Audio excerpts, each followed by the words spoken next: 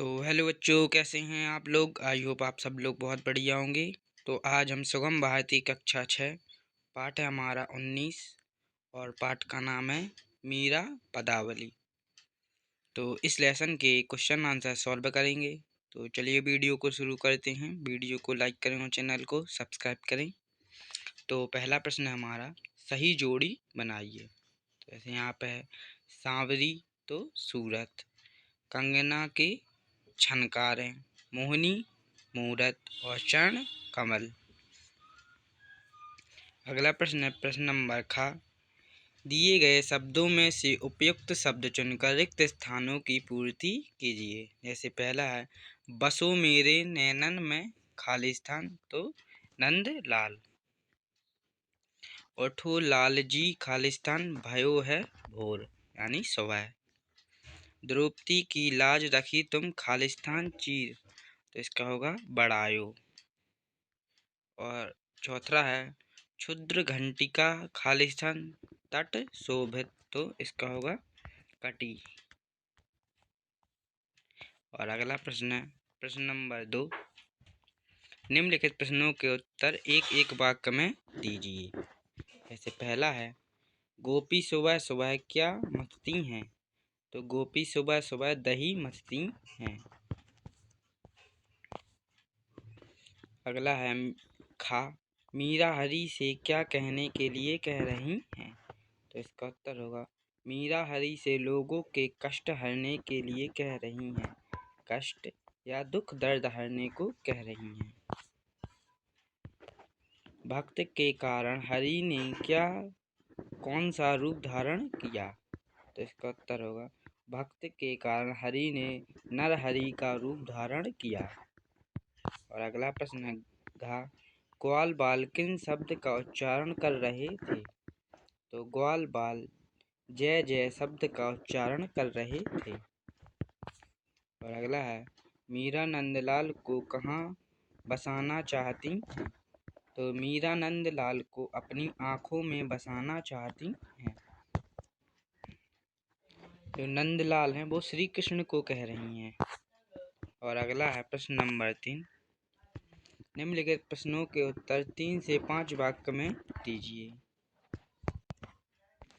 पहला प्रश्न है प्रश्न का, मीरा ने बंसी वाले को जगाने के लिए भोर के किन किन क्रियाकलापों का वर्णन किया, तो इसका उत्तर होगा मीरा ने बंसी वाले को जगाने के लिए कहा है कि घरों के द्वार खुल गए हैं, गोपियों के दही मथने से उनके कंगन की आवाज़ आ रही है, द्वार पर देवता और मनुष्य खड़े हैं, ग्वाल बाल जय जय शब्द का उच्चारण करते हुए कोलाहल मचा रहे हैं। तो मीरा जी श्री कृष्ण को जगाने के लिए कहती हैं कि श्री कृष्ण जी उठ जाइए, घरों के द्वार खुल गए हैं, यानी दरवाजे खुल गए हैं, गोपियाँ दही भा रही हैं या मथ रही हैं, और द्वार पर देवता और मनुष्य खड़े हुए हैं, और ग्वाल बाल जय जय शब्द का उच्चारण कर रहे हैं। और अगला प्रश्न है प्रश्न नंबर खा, मीरा के पद के आधार पर श्री कृष्ण के रूप सौंदर्य का वर्णन कीजिए, तो इसका उत्तर होगा कृष्ण की बड़ी बड़ी आँखें, सांवरी सूरत और मूरत मनमोह वाली है, उनके ओंठों पर सुशोभित मुरली अमृत रस बरसा रही है, उनके हृदय पर वैजंती माला और कमर में छोटी सी घंटी सुशोभित है, उनकी पायल मधुर ध्वनि कर रही है। तो मीरा जी अपनी कविता में कृष्ण जी के सौंदर्य के बारे में बताती हैं कि कृष्ण की बड़ी बड़ी आँखें और सांवली सूरत और मूरत मनमोह वाली है, उनके ओंठों पर मुरली अमृत जैसी लग रही है, उनके हृदय में वैजंती माला है और कमर में छोटी सी घंटी, और उनकी जो पायल है वो मधुर ध्वनि सी आवाज़ कर रही है।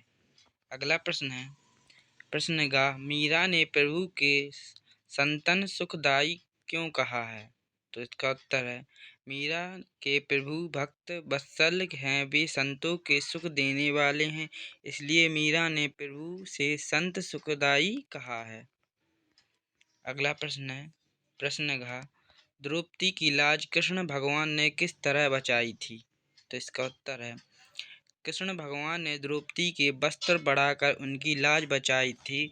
दुशासन उनके वस्त्र खींचते खींचते थक कर चूर हो गया, परंतु ईश्वर की कृपा से द्रौपदी के वस्त्र कम नहीं हुए, बढ़ते ही गए।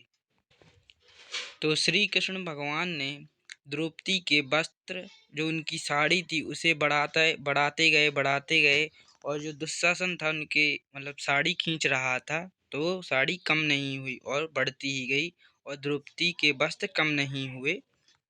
इससे द्रौपदी की लाज बचा ली। और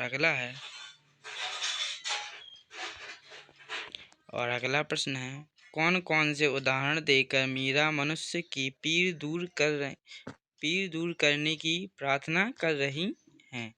तो इसका उत्तर है मीरा उदाहरण देती हैं कि प्रभु ने वस्त्र बढ़ाकर द्रौपदी की लाज रख ली। भक्ति के कारण नर हरि की रूप धारा और हिरण्यकशिपु का वध किया, ऐसे ही तुम मनुष्य की पीड़ दूर करो। अगला प्रश्न है प्रश्न नंबर 4, निम्नलिखित शब्दों का शुद्ध उच्चारण कीजिए। तो जैसे कंगन, मुरली, नुपुर, सुधारस, प्रभु, छिद्र और वैजंती माला और हिरण्यकशिपु। और अगला प्रश्न है प्रश्न नंबर 5, निम्नलिखित शब्दों की वर्तनी शुद्ध कीजिए। जैसे सुखदाई, कंगना, गिरिधर, मूरत, विशाल, द्रौपदी।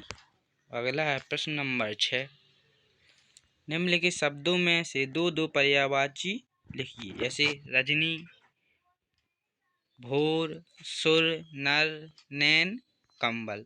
तो इनके पर्यायवाची हैं। तो रजनी का पर्यायवाची हो जाएगा निशा, रैन। और भोर इसका होगा उषा, प्रातः। और सुर तो देवता और देव। और नर तो मनुष्य, मानव। और नैन तो नेत्र, लोचन। और कंबल तो सरोज और जलज। और अगला प्रश्न है प्रश्न नंबर 7, निम्नलिखित शब्दों के मानक रूप लिखिए। तो मानक शब्द वो होते हैं जो इनसे मिलते जुलते शब्द। जैसे मोरे तो यानी मेरे, ठाड़े तो यानी खड़े। और शब्द तो इसका होगा तो शब्द। और उचारे तो इसका होगा बोलें। क्षुद्र तो अच्छा। और शोभित यानी शोभायमान। और अगला है प्रश्न नंबर 8, निम्नलिखित शब्दों के तत्सम रूप लिखिए। जैसे दही, दूध, नैन, कान, ओंठ। तो दही का तत्सम होगा दधि। और दूध का दुग्ध, नैन का नेत्र। और कान का कर्ण। और ओंठ का ओष्ठ। अगला प्रश्न है प्रश्न नंबर 9, उपयुक्त गद्यांश में से संज्ञा, सर्वनाम, क्रिया एवं विशेषण शब्द को छांटकर लिखिए। तो ये रहा हमारा गद्यांश। इसी में से छांटकर विशेषण, सर्वनाम, संज्ञा शब्द को छांटना है। तो इसका उत्तर होगा, तो यहाँ पे लिखा है संज्ञा, सर्वनाम, क्रिया और विशेषण। तो इसमें संज्ञा होगी आत्मा, सर्वनाम यह, क्रिया रखने और विशेषण शुभ। परमात्मा तो सर्वनाम होगा इसमें इसकी क्रिया तो किया जाता है और विशेषण एक टक। और अगला है दीपक, तो इसमें होगा स्वयं, क्रिया करने और विशेषण एकाग्रता। और संज्ञा लो, सर्वनाम हम और क्रिया कर्म करें और विशेषण सब। तो ऐसे ही हैं।